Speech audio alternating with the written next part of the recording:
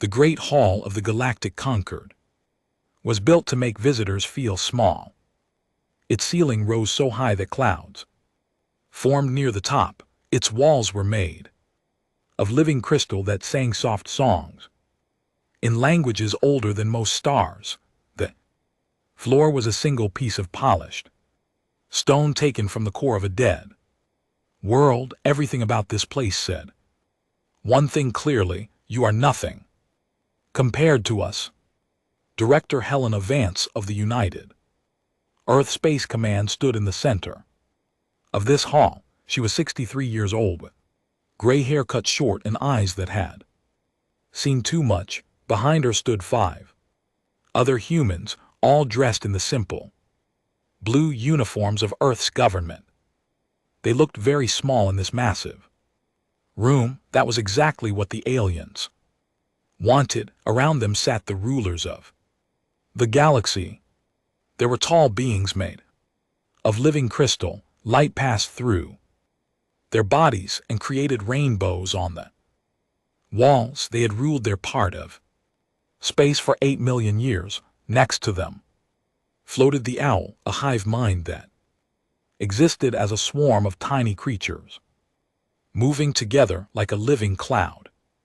They thought as one and spoke as one, and they had conquered 1,000 worlds before humans learned to make fire. And in the highest seats sat the Seraphim, beings of pure energy who had existed since the galaxy was young. They did not have bodies anymore. They were like ghosts made of light, and they looked down at the humans with something close to pity. Ambassador of the Rose to speak. His crystal body caught the light and scattered it across the room like 1,000 tiny stars. The Concord has reached its decision regarding the species known as humanity, he said. His voice was beautiful like wind chimes in a gentle breeze. You have been observed for 300 of your years. You have been measured. You have been judged. Helena kept her face still. She had spent 30 years in Earth's military and another 20 in politics. She knew how to hide her feelings. Your species achieved faster than light travel only 200 years ago. Continued. This is impressive for such a young race. However, the galaxy's resources are limited. The great civilizations have spent millions of years building what we have. We cannot simply give it away to every new species that learns to fly between stars. The owl swarm buzzed in agreement. The Seraphim glowed a little brighter, which meant they were pleased. Therefore said, humanity will be granted observer status in the galactic Concord. You may settle 3-star systems of your choosing, provided they are not already claimed. You will not expand beyond these systems. You will not build warships larger than 5 kilometers. You will not develop weapons above Class 3, and you will not have voting rights in the Concord for a minimum of 10,000 years. Helena felt the anger rise in her chest, but she pushed it down. 3 systems. There were 8 billion humans on Earth alone, and another 12 billion spread across the solar system. 3 systems was not a gift, it was a cage. May I speak? She asked, made a gesture that meant yes. Earth has resources to offer. Helena said, our scientists have made discoveries that could benefit the entire galaxy. Our artists create works that your own people have praised. Our soldiers have proven themselves brave and capable. We ask only for a fair chance to prove ourselves.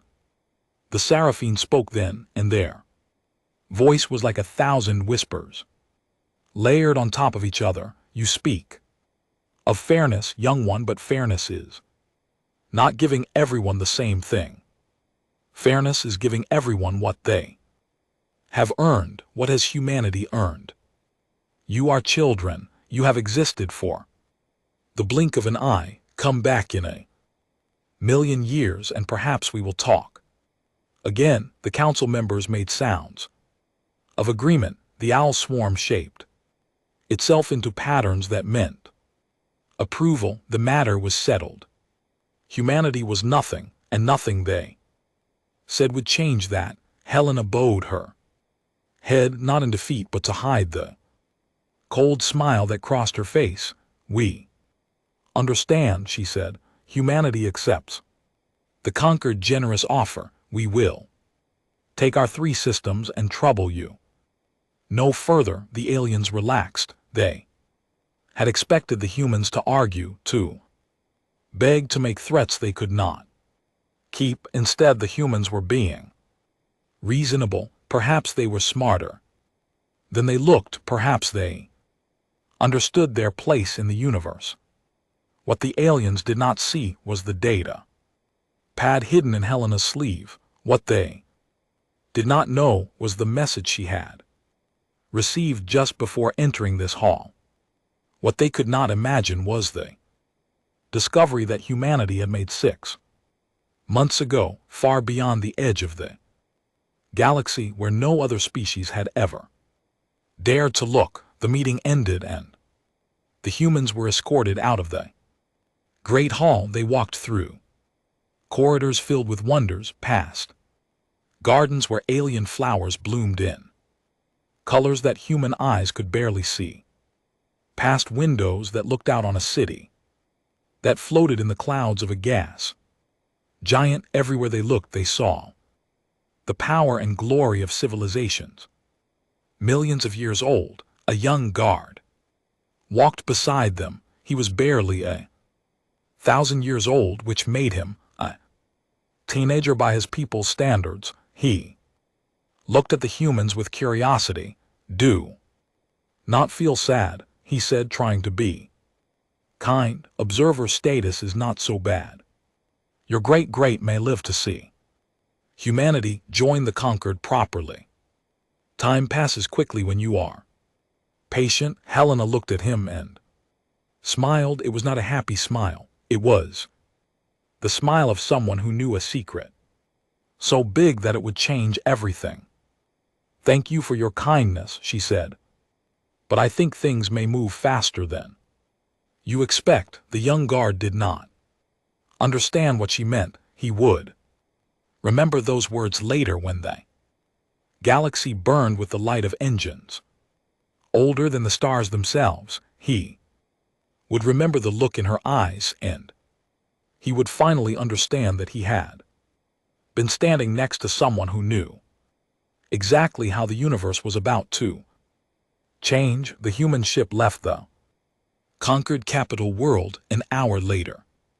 It was a small vessel, only 2 km long. The aliens barely noticed it go. Why would they? It was just another ship from just another young species. There were hundreds of such species scattered across the galaxy, all of them waiting patiently for their turn to matter. But humanity was not patient. Humanity had never been patient, and far away in the cold darkness between galaxies, something was waiting for them.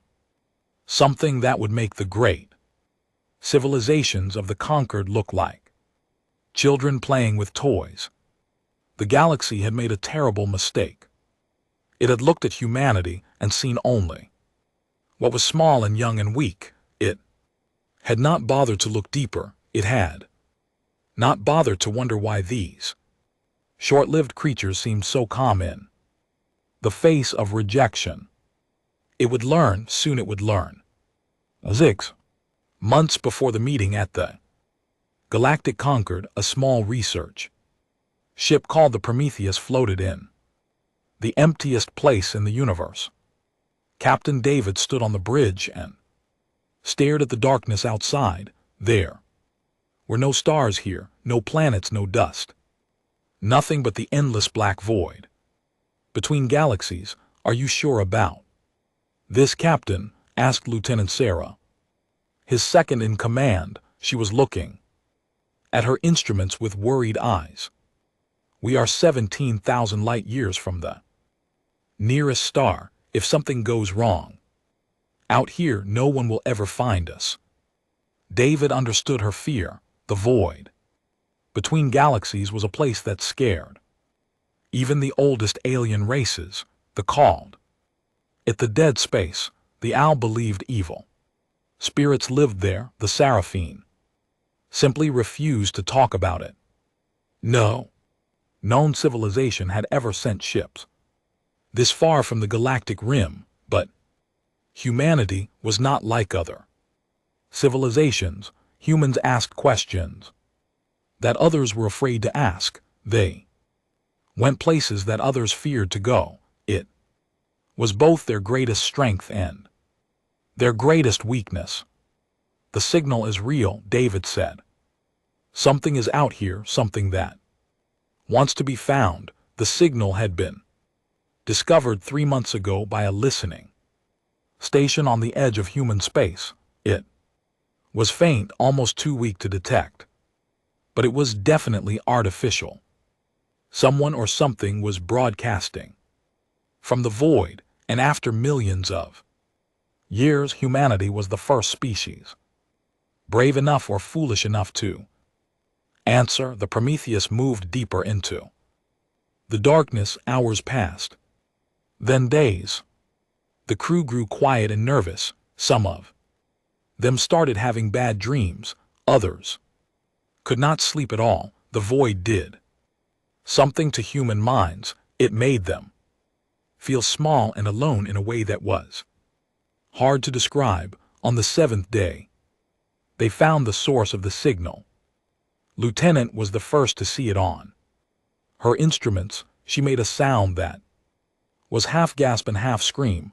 David rushed to her station and looked at the readings. For a long moment he could not speak. What he was seeing was impossible. That could not be right. He whispered, "Run the scan again." She ran it again and again and again. The results were always the same.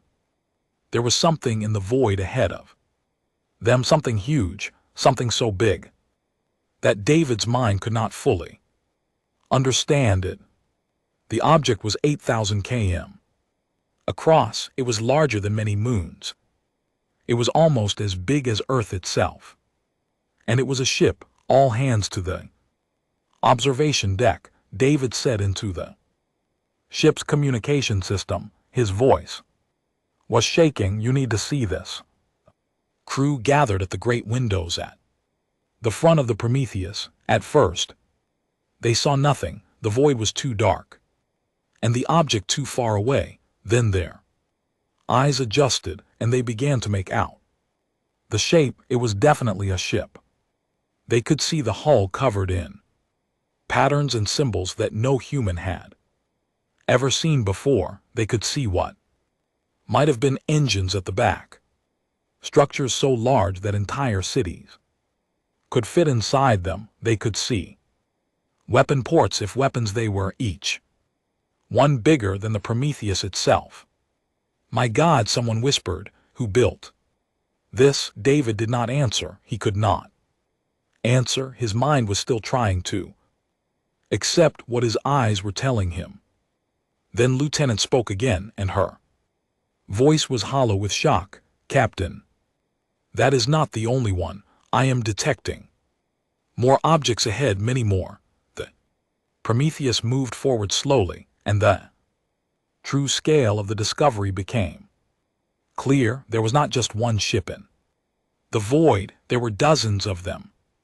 Some were small, if the word small could be used for objects 8,000 km across. Others were medium-sized, roughly the size of Earth's moon, and a few were giants, massive beyond belief. Approaching the size of Mars, they floated in the darkness like the bodies of dead gods. Their lights were dark. Their engines were cold. They had been drifting here for so long that no human number could measure the time. "This is a graveyard," David said quietly. "Graveyard of ships." The crew explored the nearest vessel using remote drones. What they found made them question everything they thought they knew about. The universe, the hull was made of materials that did not exist on any known periodic table. The internal structures followed rules of engineering that human science could not explain. And everywhere they looked they found technology so advanced that it might as well have been magic. These ships had not been built by any known civilization. They were older than the Seraphine. They were older than the galaxy itself. They belonged to someone or something that had existed when the universe was young. A species so ancient and so powerful that the greatest civilizations of the conquered were like ants compared to them. The crew called them the precursors, though they had no idea if that name was accurate. What they did know was that the precursors had built ships the size of planets, traveled between galaxies like humans, traveled between cities, and then vanished completely, leaving only this graveyard behind. Why did they leave these ships here? Lieutenant asked. Why did they abandon them? David stared at the dark hull of the nearest giant. Maybe they did not abandon them, he said slowly. Maybe they left them here for a reason. Maybe they were waiting for someone to find them. It took the crew of the Prometheus 3 weeks to finish their initial survey. What they found changed everything. The ships were dead, but they were not destroyed. Their systems were intact. Their power sources, whatever they were, still held energy after millions of years. With the right knowledge and the right effort, these ships could be woken up. David sent a message back to Earth using the fastest communication system humanity had. The message was short and simple. We have found something. Come quickly and do not tell anyone. Director Helena Vance received the message 17 days later. She read it 3 times, then deleted it from every system it had touched. She understood immediately what this discovery meant. Humanity had just found the keys to the kingdom. The question now was what to do with them. She also understood something else, something that made her smile. That cold, hard smile that her enemies knew so well. The galactic conquered had given humanity 3 star systems and told them to be patient. They had said it would take 10,000 years for humanity to earn its place among the great civilizations. They were wrong with these ships. Humanity would not need 10,000 years. Humanity would not even need 100.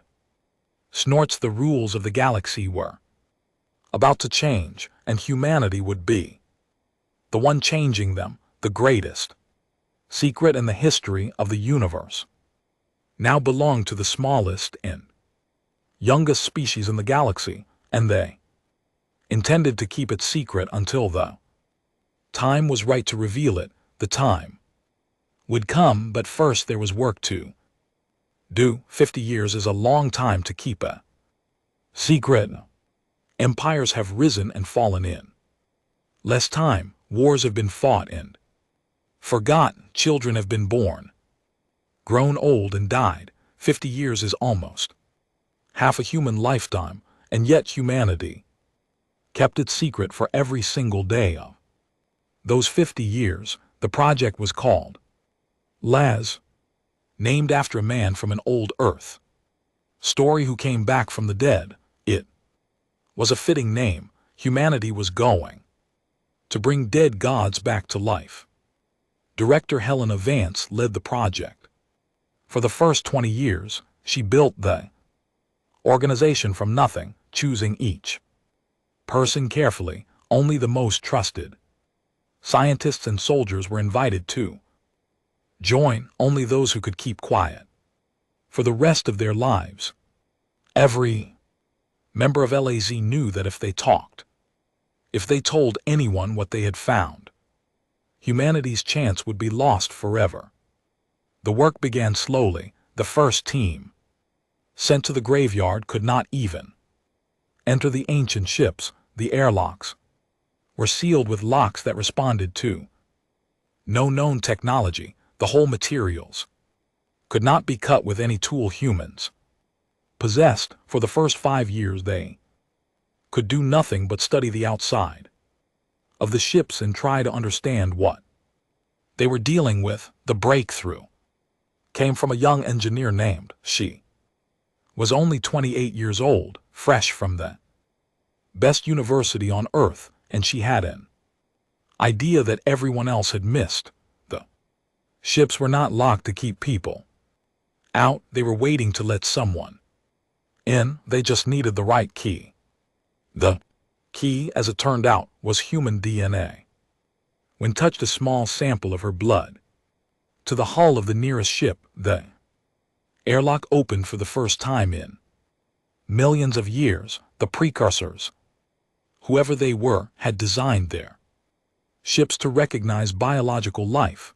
They had left them here not as a graveyard, but as a gift for whoever was brave enough to come looking. After that, the work moved faster. Teams entered the ships and began mapping their interiors. What they found was beyond anything they had imagined. Each ship was like a world unto itself. There were forests inside some of them, entire ecosystems that had survived in frozen sleep for countless years. There were cities, empty and silent, waiting for inhabitants who would never return. There were libraries filled with knowledge recorded in languages that no human could read, and there were engines so powerful that they could bend space itself, folding the fabric of the universe like a piece of paper. With engines like these, a ship could cross the entire galaxy in hours instead of years. With engines like these, the distances that kept civilizations apart would mean nothing.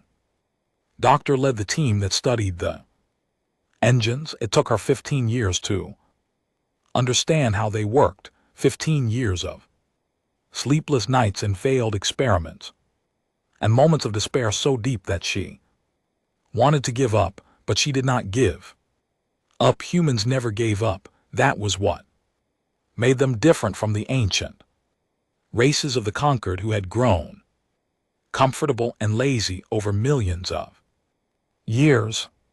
On the day she finally activated the first engine, cried. She was 43 years old now, and she had given the best years of her life to this project. But when she felt the ship shudder around her, when she saw the stars outside the window stretch and blur as space itself bent to her command, she knew it had all been worth it. Meanwhile, other teams worked on other problems. General led the group that studied the weapon systems. What they found frightened even him, and was not a man who frightened easily. The precursor ships carried weapons that could crack planets open like eggs. They carried weapons that could make stars explode. They carried weapons that could destroy entire fleets with a single shot. These were not exploration vessels, reported to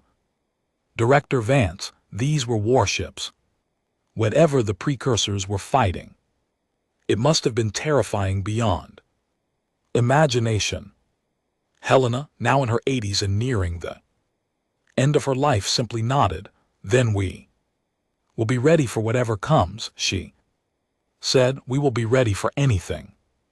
The years passed. Directors came and went. Helena died at the age of 91, still keeping the secret she had carried for so long. Her last words were to her successor, a man named James Park, who had been with the project since the beginning. Do not let them forget why we are doing this, she told him. Do not let them become like the conquered. Power must serve a purpose, otherwise it becomes poison.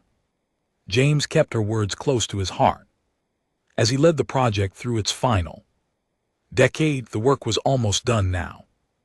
11 ships had been fully restored, their engines repaired, their weapons armed, their systems brought back to life. 11 ships, each one larger than any vessel the galaxy had ever seen. 11 ships ready to fly. The other ships in the graveyard were not yet ready. Some were too damaged to repair, others needed technology that humanity had not yet learned to use, but 11 was enough. 11 would change everything. The final test came on a cold day in the void between galaxies. Captain David, now 72 years old and white-haired, stood on the bridge of the largest ship. They had named it the Prometheus, reborn after the vessel that had first found this place. It was a fitting name for a ship that was about to bring fire to the gods. All systems ready, reported the crew. Most of them had been born after the project started. They had grown up, knowing nothing but this secret, dedicating their entire lives to this moment. David looked at the stars in the distance, the faint glow of the Milky Way, where billions of beings lived. Without knowing what was about to happen, he thought about Helena Vance and her cold smile. He thought about in her 15 years of work. He thought about everyone who had given their lives to this project, all the sacrifices, all the secrets, all the hope and fear that had led to this moment. Take us home, he said quietly. The engines activated. Space bent, the stars blurred and stretched, and for the first time in millions of years, a precursor ship moved through the galaxy. The trip that would have taken months in a normal ship took less than an hour when the Prometheus reborn dropped out of faster than light travel. It was floating above Earth, casting a shadow that covered half a continent. On the surface below, people looked up and saw something impossible, a ship the size of a small moon hanging in the sky like a second sun. They did not know what it meant. They did not know where it had come from, but they knew in their bones that nothing would ever be the same again. Director James Park sent one message to the governments of Earth: it is time. Prepare for first contact. 50 years of silent work was over. Now, the galaxy would learn what humanity had been doing all this time, and they would be afraid. The alarm started screaming across the galaxy at exactly the same moment. On 1,000 worlds in a million ships, sensors detected something that should not exist. Something was moving through space at speeds that broke every known law of physics. Something was heading toward the heart of galactic civilization. High Matriarch of the was the first leader to see the readings. She was 3 million years old, the oldest living being in the Concord, and she had seen many strange things in her long life, but she had never seen anything like this. That is impossible, she whispered, staring at the data on her screens. Nothing can move that fast, nothing can be that large, but the readings did not lie. 11 objects were approaching the capital world of the galactic Concord. Each one was larger than any ship in the recorded history of the galaxy. Each one was moving faster than light should allow, and each one was broadcasting a simple message in every known language. We come in peace, we wish to talk.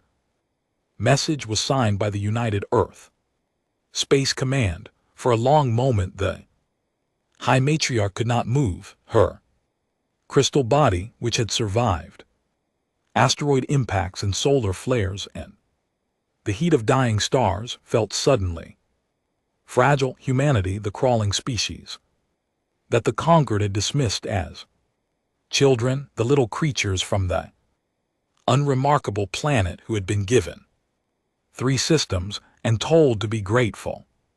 Call an emergency meeting of the High Council, she ordered. Her voice was steady, but inside she was shaking with something she had not felt in a million years. Fear. The emergency meeting gathered every leader in the Concord. The council members filled their crystal thrones, their bodies flickering with anxious light. The Hive Queens sent their swarms to float above the chamber, buzzing with confusion and alarm. The Seraphine manifested in their seats of light, their ancient faces showing something that looked almost like shock. Ambassador stood before them trying to explain what was happening, but how could he explain the impossible? The objects are definitely ships, he said, his voice tight with stress. They match no known design. Their size ranges from 8,000 to 40,000 kilometers in diameter. Their power output is beyond anything we can measure, and they are marked with human symbols. That cannot be, said one of the owl queens, speaking through 1,000 tiny mouths at once. Humans do not have this technology. Humans cannot have this technology. They are barely 200 years into space travel. Perhaps they stole it, suggested a council member. Perhaps they found an advanced civilization and took their ships. There is no advanced civilization that has ships like these, replied. These vessels are older than our records. They are older than they Seraphine, according to our initial scans. These ships are older than the galaxy itself. The chamber fell silent. Every being present understood what that meant. The Seraphine were considered the oldest race in the galaxy, and even they had no memory of a time before the stars formed. If these ships were truly that old, they belonged to someone who had existed when the universe was still new, someone that all the great civilizations had only heard about in ancient legends. Precursor ships, whispered the eldest Seraphine, his voice like dust settling on an empty tomb. The humans found precursor ships. The word spread through the chamber like a disease. Precursor. It was a word that most species only used in myths and stories. The precursors were said to be the first intelligent life in the universe, beings so advanced that they had built structures the size of planets and traveled between galaxies like ordinary species travel between cities. No one knew what had happened to them. They had simply vanished, leaving behind only traces and legends. And now humanity had found their ships, not just found them, but learned to use them. How is this possible? Demanded the High Matriarch. We have searched for precursor artifacts for millions of years. We have sent expeditions to every corner of the galaxy. How did a species that only learned to fly 50 years before we met them find what we could not? No one had an answer. No one could explain how the smallest and youngest species in the galaxy had accomplished what the greatest civilizations had failed to do. The 11 ships arrived at the capital world 3 hours later. They did not attack. They did not threaten. They simply took positions around the planet, hanging in the sky like new moons. There, massive holes blocking out the stars. Each ship alone was larger than the entire combined fleet of the galactic Concord. Together, they represented power that no one had seen since the universe was born. Director James Park requested permission to address the High Council. The permission was granted immediately. No one wanted to anger the species that now controlled enough Firepower to destroy every world in the galaxy. James appeared on the viewing screens. Small human man with gray hair and tired eyes. He looked ordinary. He looked unremarkable, but behind him, through the windows of his ship, the leaders of the galaxy could see the curve of a hull that stretched for thousands of kilometers. Honored members of the galactic conquered, James began. 50 years ago, you told humanity that we were too young and too small to matter. You gave us 3 star systems and told us to wait 10,000 years for a seat at your table. We accepted your decision. We did not argue. We did not complain. He paused, letting his words sink in. But we also did not sit quietly and wait. That is not what humans do. We asked questions that others were afraid to ask. We went places that others feared to go. We looked into the void between galaxies, the place your species called the dead space, and we found what you were too afraid to seek. The viewing screens changed to show images from the graveyard. The council members saw the fleet of ancient ships floating in the darkness, dozens of planet-sized vessels left behind by beings who had mastered the universe before the stars were born. The precursors left these ships for someone to find. James continued. They left them as a gift, a test, a challenge. For millions of years, no one was brave enough to accept that challenge. No one was willing to venture into the void. No one except humanity. Ambassador stepped forward, his crystal form flickering with stress. What do you want? He asked. Are you here for revenge? Are you here to destroy us for how we treated you? James shook his head. Slowly, we are not here for revenge. Ambassador, we are here because the rules of this galaxy no longer make sense. You built your civilization on the idea that age equals wisdom and size equals strength, but we have proven that idea wrong. We are the youngest species in this room, and yet we command power that your ancestors could only dream of. He leaned forward, his tired eyes suddenly sharp and focused. We are not here to conquer. We are not here to destroy. We are here to join you, not as children begging for scraps, but as equals sitting at the same table. The question is simple. Will you accept us as we are, or will we have to convince you the hard way? No one in the chamber moved. No one spoke. The greatest civilizations in the galaxy, beings who had lived for millions of years and built empires spanning thousands of stars, sat in silence before a species they had dismissed as insects just 50 years ago. The galaxy had made a mistake, a terrible, foolish mistake. And now they had to decide what to do about it. The vote took 7 days. 7 days of arguments and debates and emergency meetings that stretched through the night. 7 days of fear and confusion and desperate attempts to understand how the universe had changed so completely in such a short time. Some members of the conquered wanted to fight. They argued that humanity was too dangerous, too unpredictable, too different from the ancient ways that had kept the galaxy stable for millions of years. Better to strike now, they said, before the humans became even stronger.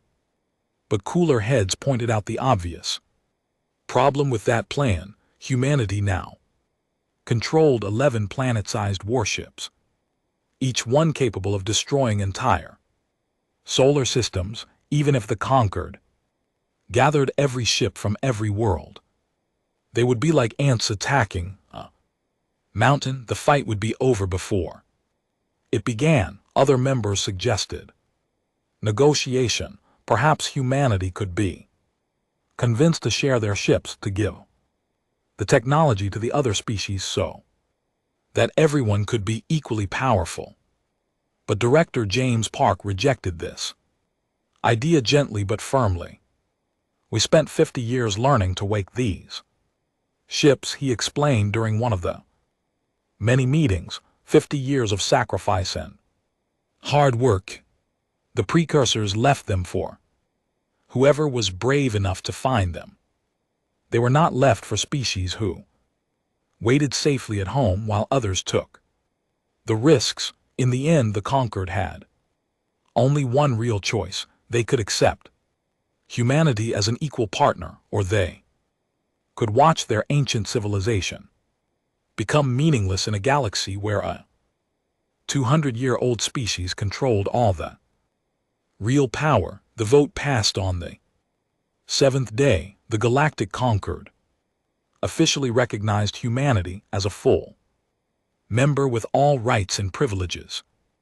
The restrictions that had been placed on human expansion were lifted. The limit on human warships was removed. And for the first time in history, a species that had been in space for less than 3 centuries was given equal standing with civilizations millions of years old. Admiral David received the news on the bridge of the Prometheus reborn. He was 73 now, an old man by human standards, but he felt younger than he had in years. This was the moment they had all worked for. This was why Helena Vance had kept her secret for so long. This was why it spent 15 years learning to wake dead gods. Admiral said his communications officer, "We are receiving requests for meetings from every major species in the conquered. The Snorts want to discuss trade agreements. The Owl want to explore joint military exercises. Even the Seraphine have asked to speak with you personally." David smiled. Amazing how quickly things changed when you had something that others wanted, but he knew that this was only the beginning. Having power was easy. Using it wisely was the real challenge. Helena Vance had warned about this in her final days. Power without purpose becomes poison, she had said. Humanity had spent 50 years proving that they were strong. Now they had to prove that they were wise. The first test came sooner than anyone expected. A small species called the Who lived on the edge of Alspace sent a desperate message to the human fleet. For centuries they had been oppressed by the ill-hive mines, forced to mine dangerous minerals and serve as labor for their larger neighbors. They had no weapons, no ships, no way to fight back. They had heard about the humans and their impossible ships, and they were begging for help. Admiral brought the matter before his senior staff. Some argued that humanity should not get involved in old conflicts between other species. They had just earned their place in the galaxy. Why risk it for strangers? But others pointed out that this was exactly the kind of test that would define what humanity stood for. The ancient species of the conquered had ignored the suffering of smaller races. For millions of years, they had built their civilization on the idea that power meant you could do whatever you wanted to those weaker than you. Was humanity going to be the same? The decision was made in less than an hour.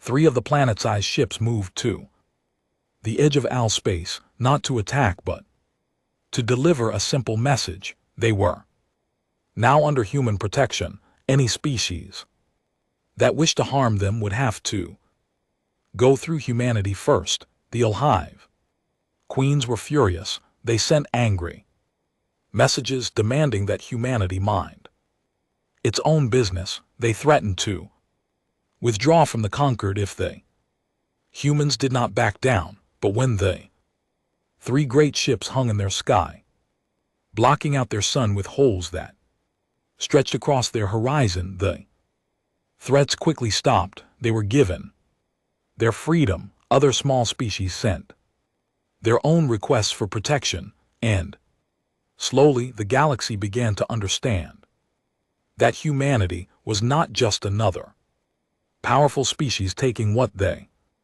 wanted. They were something new, something different. They were using their power to help those who could not help themselves. Ambassador requested a private meeting with Admiral. 3 months after humanity joined the conquered, this crystal body was dim. A sign of humility and respect. I owe you an apology, said 50 years ago I stood in the Great Hall and told your director, Vance, that humanity was nothing.